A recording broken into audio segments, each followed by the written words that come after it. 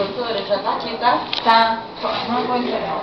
Tô te filmando, nenenzinha. Olha pra cá, papai. Olha como ela é bonita.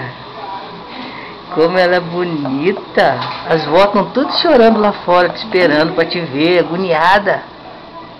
Querendo ver você, neném. Tem um monte de gente lá querendo te ver lá pelo vidro, filhinha. Aí, pai, ela tem um peso, assim, bom, tem até um peso grande, né? 3.850. Então a gente vai ter que fazer, pai, uma coisa, a gente vai ter que controlar a glicose dela. Que é normal, né? Todo bebê que é um pouquinho maior, acima assim, de 3.700, a gente fura o pezinho para poder ver como é que tá a glicose. Tá? É um controle que a gente faz, tá?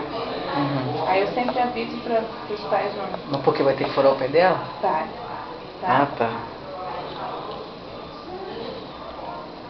Nenenzinha? Ô, nenenzinha? Filhinha? Filhinha? Ei, princesa? Você tá quietinha? Tá tão quietinha? Nem parece aquela menininha que ficava chutando. Aí, pai, vamos lá? Vamos. A gente vai limpar.